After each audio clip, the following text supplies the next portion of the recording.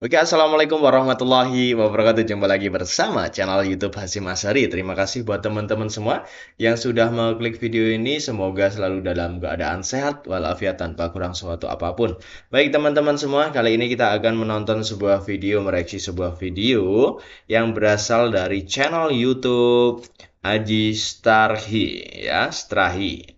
Kemudian judulnya adalah Konflik Kepentingan Indonesia versus Malaysia dan Brunei dalam bahasa Indonesia. Oke, baik teman-teman semua, sebelum menonton videonya jangan lupa subscribe, like, komen, dan share. Oke, tanpa basa-basi langsung saja kita ke videonya. Ini ada kasus di mana Brunei dan Malaysia mengambil 62.000 kosakata dengan modus pembuatan kamus bahasa Nusantara yang membuat Indonesia marah dan memutuskan dengan Gurinam 12. Gurinam 12 adalah sebuah karya sastra klasik data kosakata yang digunakan di Malaysia hari ini, banyak diperkenalkan oleh guru-guru bahasa dari Indonesia.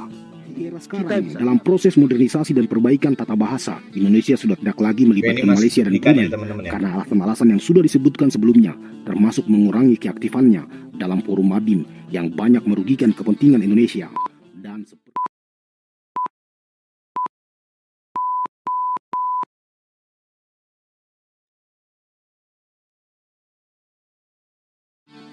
pada bulan November 2000, Kita baca dulu disclaimer-nya ya. Disclaimer, video ini berisi materi kontroversi terkait bahasa Indonesia, sejarahnya, peranannya dan prestasinya, serta kepentingan negara lain dalam isu bahasa Indonesia. Oke, langsung saja. pada bulan November 2023, bahasa Indonesia dijadikan sebagai bahasa resmi atau bahasa ofisial dalam Sidang Umum UNESCO yang merupakan badan khusus Perserikatan Bangsa-Bangsa yang bergerak di bidang keilmuan, kebudayaan, dan pendidikan. Hasil keputusan ini menjadi catatan sejarah bagi bahasa Indonesia dan memperlihatkan keuletan dan kerja keras para pejuang bahasa di negara ini dalam mempopulerkan bahasa Indonesia ke seluruh dunia. Apa yang terjadi itu bukanlah sebuah proses yang instan. Itu adalah usaha yang keras serta memakan waktu yang panjang. Membicarakan tema bahasa Indonesia dalam konteks global, hal itu pasti akan bersinggungan dengan kepentingan beberapa negara seperti Malaysia, Brunei, dan Singapura. Negara-negara itu merupakan negara yang menjadikan bahasa Melayu sebagai bahasa nasional, bahasa kebangsaannya. Tetapi berbeda dengan tiga negara itu, Indonesia tetap mengakui bahasa Melayu sebagai akar bahasa Indonesia, sebagai ibu bahasa Indonesia, namun mengembangkannya sendiri sebagai bahasa Indonesia yang terpisah dengan mengadopsi berbagai bahasa lain untuk menyempurnakannya. Dan di antara tiga negara itu yang paling tidak nyaman dengan hal ini adalah Malaysia. Mengapa? Karena ada alasan subordinasi bahasa Malaysia dalam kesuksesan bahasa Indonesia. Sejak dulu, banyak tokoh-tokoh di Malaysia tidak mau mengakui eksistensi bahasa Indonesia, bahkan melabeli bahasa Indonesia sebagai bahasa Melayu cabang Indonesia. Melayu cabang Indonesia ya, atau bisa dikatakan bahasa Melayu Indonesia. Oke. Atau bahasa Melayu dialek Indonesia. Apalagi, dalam beberapa tahun terakhir, pemerintah Malaysia juga sedang gencar melakukan proses internasionalisasi bahasa Melayu untuk mengejar ketertinggalan mereka. Berbagai strategi mereka lakukan, termasuk dengan mengundang para pelajar-pelajar asing yang ironisnya adalah rata-rata alumni atau lulusan dari perguruan tinggi Indonesia untuk berbicara di forum-forum Malaysia mengatasnamakan bahasa Malaysia. Dengan adanya pengakuan bahasa Indonesia sebagai bahasa resmi UNESCO menjadi klimaks kegagalan dan merupakan pukulan keras bagi para tokoh-tokoh yang selama ini menganggap bahasa Indonesia tidak ada. Jika dikaji lebih dalam, sebenarnya pemerintah atau para pegiat bahasa di Malaysia tidak perlu kecewa, justru harus belajar dari apa yang dilakukan oleh Indonesia. Dalam konteks bahasa, pemerintah Indonesia tidak melewati proses instan, tidak melakukan strategi yang tidak fair dalam menginternasionalisasikan bahasa Indonesia. Ada keringat di sana, ada pengorbanan, ada uang yang dikucurkan, ada tenaga yang dikeluarkan, ada usaha, ada kerja keras. Lihat bagaimana atase kebudayaan yang dikoordinir para duta besar melakukan kerja-kerja cerdas dengan mengadakan pendidikan bahasa Indonesia di negara-negara tempat mereka bertugas. Dewan Bahasa dan Kedutaan Indonesia di luar negeri berkolaborasi menjalankan sekolah bahasa Indonesia secara masif untuk menjaring para penutur asing. Hasilnya, ada 428 lembaga penyelenggara pendidikan bahasa Indonesia untuk penutur asing yang tersebar di 47 negara di dunia. Wow. Belum lagi, tawaran beasiswa dari pemerintah Indonesia kepada pelajar-pelajar luar negeri di berbagai negara untuk belajar bahasa Indonesia di perguruan tinggi di Indonesia. Sementara di dalam negeri, bahasa Indonesia telah menjadi simbol persatuan dan dituturkan di semua pulau-pulau di Indonesia tanpa terkecuali. Bahkan dalam konstruksi hukum di Indonesia juga mewajibkan para pemimpin negara untuk menggunakan bahasa Indonesia dalam forum resmi di dalam maupun di luar negeri. Hal itu ditegaskan dalam Peraturan Presiden Nomor 63 Tahun 2019. Dalam konteks diplomasi, Indonesia telah sukses melakukan diplomasi bahasa dalam menancapkan pengaruhnya di dunia internasional. Kesuksesan bahasa Indonesia sebagai bahasa resmi UNESCO merupakan langkah awal untuk menjadikan bahasa Indonesia sebagai salah satu bahasa resmi di Perserikatan Bangsa-Bangsa. Secara ekonomi, bahasa Indonesia juga memiliki nilai tawar yang kuat karena negara ini merupakan salah satu penyumbang krusial dalam sistem perekonomian global. Aktivitas ekonomi di negara ini sejalan dengan kemampuan berbahasa Indonesia bagi para pekerja asing. Begitu juga dari sisi bahasa ilmiah, riset dan teknologi. Bahasa Indonesia sangat fleksibel dengan kosakata-kosakata di semua bidang ilmu, yang artinya bahasa Indonesia sudah memenuhi semua kriteria untuk menjadi salah satu bahasa resmi di Perserikatan Bangsa-Bangsa. Kesuksesan bahasa Indonesia dalam pergaulan dunia secara tidak langsung juga telah mengangkat martabat bahasa Melayu sebagai bahasa induknya yang selama ini terpinggirkan, khususnya oleh orang-orang non-Melayu di Malaysia dan Singapura. Bicara soal bahasa Melayu, Indonesia tidak sekedar mengambil manfaat dari bahasa induknya ini, tetapi justru berjaya dalam proses menjaga, melestarikan, dan menyempurnakan bahasa Melayu. Peran Indonesia jauh lebih signifikan dibandingkan negara-negara seperti Singapura, Malaysia, dan Brunei Darussalam dalam konteks memberikan martabat bahasa Melayu. Karena jika kita melihat sejarah, ada peran dan jasa besar Indonesia dalam penggunaan bahasa Melayu di Malaysia dan Brunei di tahun 70-an ketika hubungan Indonesia-Malaysia membaik pasca konfrontasi. Pemerintah Indonesia mengirimkan ratusan guru-guru ke Malaysia untuk mengajarkan mereka bahasa Melayu.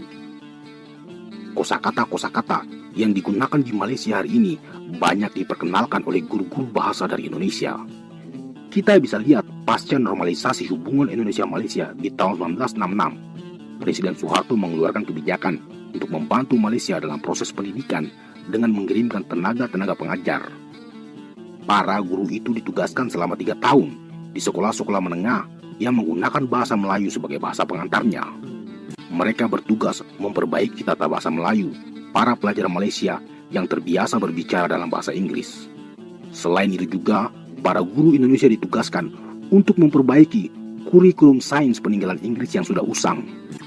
Sampai bulan Juni 1972, terdapat ratusan guru Indonesia yang tinggal dan bekerja di Malaysia dan terus bertambah di awal-awal tahun 80-an. Diakui atau tidak, tapi itulah faktanya. Belum lagi jika kita bicara dalam konteks MABIM atau Majelis Bahasa Brunei, Indonesia, dan Malaysia. Peran besar Indonesia melestarikan bahasa Melayu sebagai induknya dengan ahli-ahli bahasa yang bekerja membimbing Brunei dan Malaysia untuk pengembangan bahasa di negara mereka masing-masing. Yang mana ada ribuan kosakata Indonesia dilebur ke dalam bahasa Brunei dan bahasa Malaysia.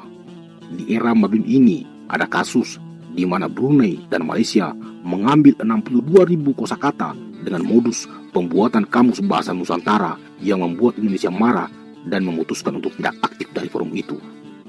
Jika ada pertanyaan mengapa Indonesia keluar dari MABIM, maka jawabannya, Indonesia melihat ada upaya pemanfaatan bahasa Indonesia untuk memperkaya kosakata-kosakata bahasa di Brunei dan Malaysia. Memang, kesadaran itu terlambat karena sudah ribuan kosakata Indonesia yang diambil dari bahasa-bahasa lokal telah diserap ke dalam bahasa Malaysia dan Brunei Darussalam. So, sejak itu, Indonesia memutuskan untuk berjalan sendiri dan mensukseskan bahasanya.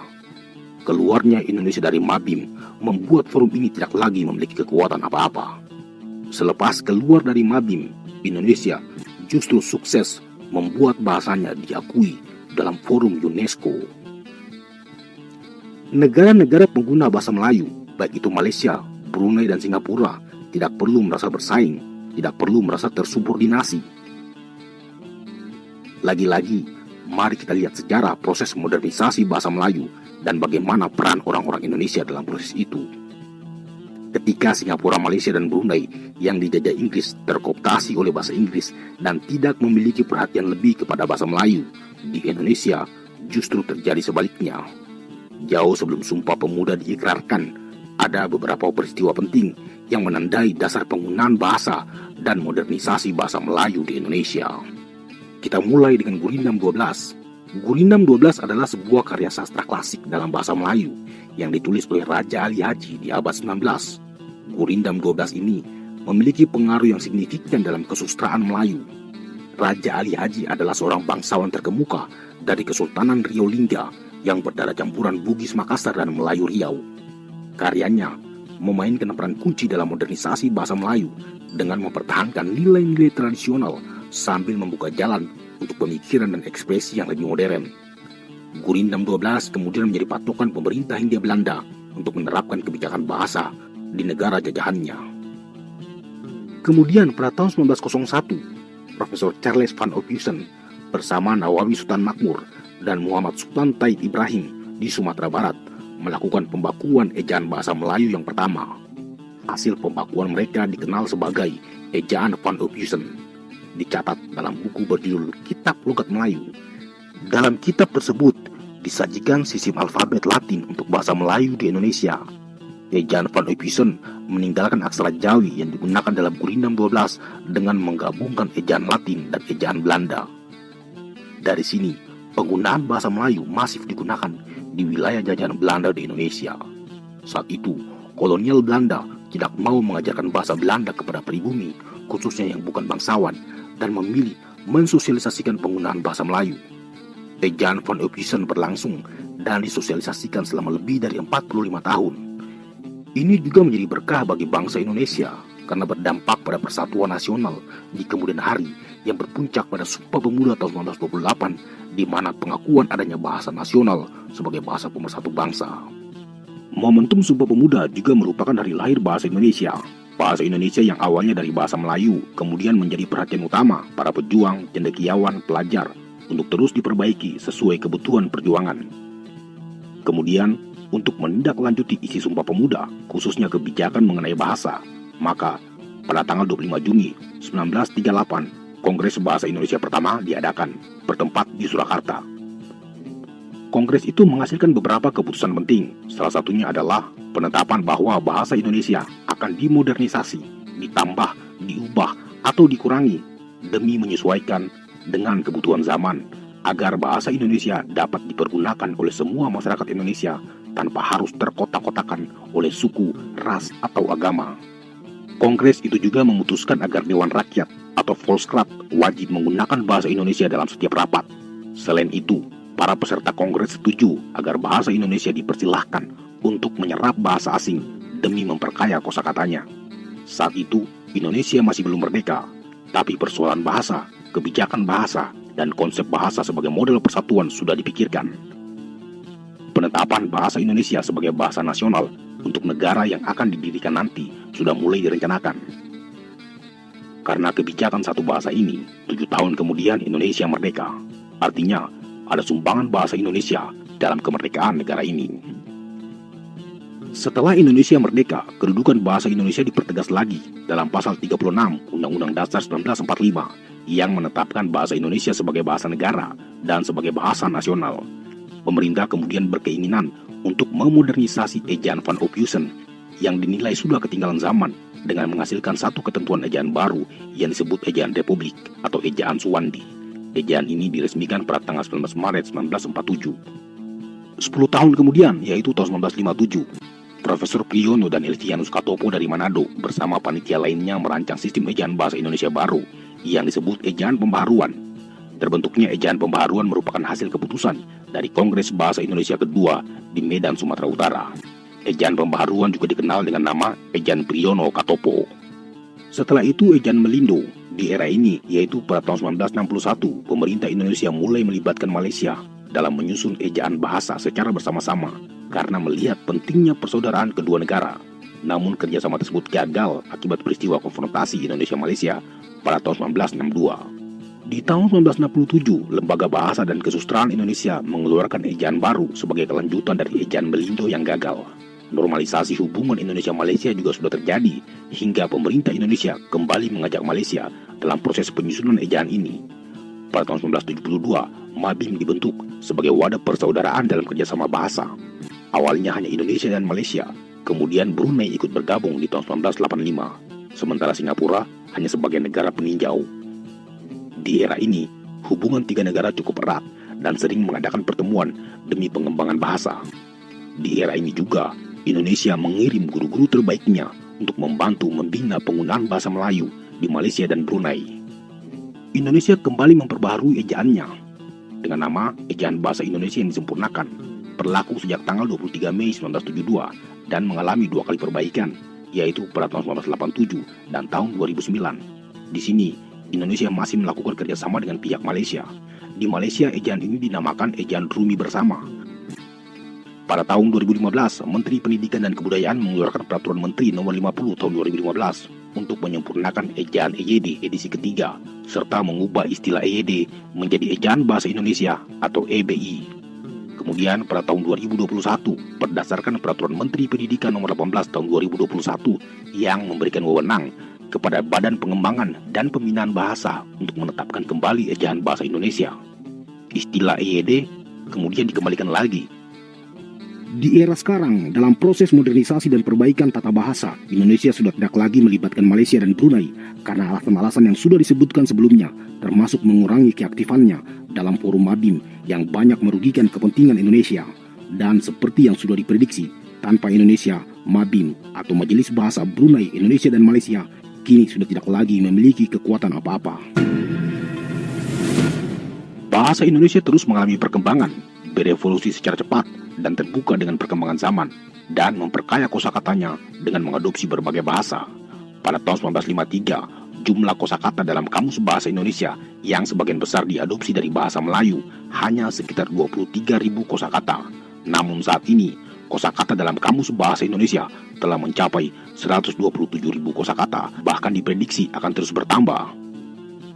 Kosakata-kosakata bahasa Indonesia tidak saja diambil dari bahasa Melayu, bahasa Jawa atau bahasa Sunda, tapi juga diambil dari bahasa Minang, bahasa Bugis, bahasa Banjar, Dayak, Batak, dan bahasa-bahasa lokal lainnya.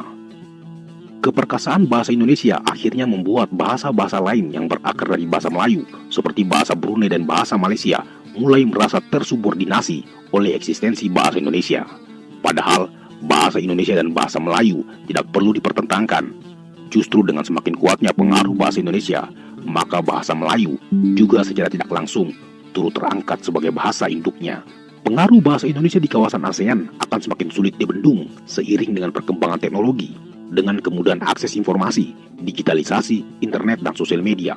Maka dengan jumlah penduduk yang 270 juta jiwa, itu juga dapat menjadi peluru-peluru algoritma yang tidak bisa dihentikan.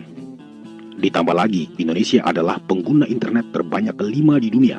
Semakin sering orang berkomunikasi dalam bahasa Indonesia di media sosial, maka semakin kuat juga pengaruh bahasa Indonesia. Di negara-negara yang berbahasa Melayu seperti Malaysia, Brunei, dan Singapura, hegemoni bahasa Indonesia terus mendominasi. Inilah yang dinamakan soft power, bagaimana mendominasi tanpa harus menggunakan senjata. Di poin ini, pengaruh Indonesia mengkooptasi semua budaya arus besar di kawasan ASEAN, khususnya di negara-negara berbahasa Melayu. Lagu-lagu Indonesia, film Indonesia, bahkan politik Indonesia diakses, diserap, dikonsumsi, dan dipelajari. Faktanya, di Asia Tenggara, bahasa Indonesia merajai platform sosial media, baik dari sisi pengguna maupun dari sisi konsumen. Bahasa Indonesia kini sudah diakui sebagai bahasa resmi UNESCO, artinya sudah mapan, sudah establis, sudah kokoh dan kuat, dituturkan oleh 270 juta jiwa penduduk Indonesia. Bahkan, Badan Bahasa Kementerian Pendidikan dan Kebudayaan merilis jumlah penutur asing bahasa Indonesia. Di Amerika dan Eropa, sekitar 2 juta orang. Di Asia Pasifik dan Afrika, sebanyak 2,4 juta orang. Di Asia Tenggara, ada sekitar 5,2 juta orang.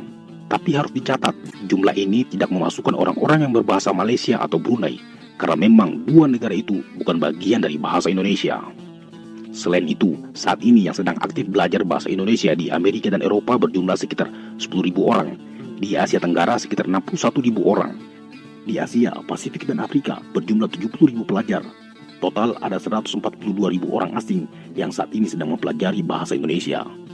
Badan Bahasa juga telah mendirikan lembaga belajar bahasa Indonesia di berbagai negara. Bahasa Indonesia juga diajarkan sebagai mata kuliah di sejumlah kampus kelas dunia di Eropa, Amerika Serikat, dan Australia, serta di beberapa perguruan tinggi terkemuka di Asia. Dengan kondisi itu, apakah kita harus terus mempertentangkan bahasa Indonesia dan bahasa Melayu? Jika kita melihat sejarah, bahasa Melayu berasal dari Palembang, Sumatera Selatan, yang secara de facto dan de jure adalah wilayah Indonesia. Begitupun bahasa Indonesia yang diambil dari ragam bahasa Melayu baku Riau Lingga, yang juga merupakan wilayah kedaulatan Indonesia. Memang, dalam konteks budaya, tidak bisa dipungkiri, Indonesia, Malaysia, Brunei, Singapura, bahkan Filipina berakar dari nenek moyang yang relatif sama. Dalam konteks budaya juga tidak ada batasan negara, tidak ada border. Namun, dalam konteks negara modern, dalam perspektif politik negara, setiap negara memiliki perbatasan, memiliki kedaulatannya masing-masing, memiliki kepentingannya sendiri-sendiri, dan satu-satunya moral negara adalah mengejar kepentingan nasionalnya. Pergaulan dunia adalah medan persaingan, medan kompetisi. Semua negara saling bersaing, saling berebut kesempatan. Di poin itu, jika kepentingan suatu negara terusik oleh negara lain, maka pasti akan terjadi benturan, bahkan bisa berujung pada konflik. Dalam konteks itu, kepentingan Indonesia adalah mempromosikan bahasanya ke seluruh dunia, dan negara ini akan melawan semua anasir-anasir yang menghalangi kepentingannya. Begitu teorinya.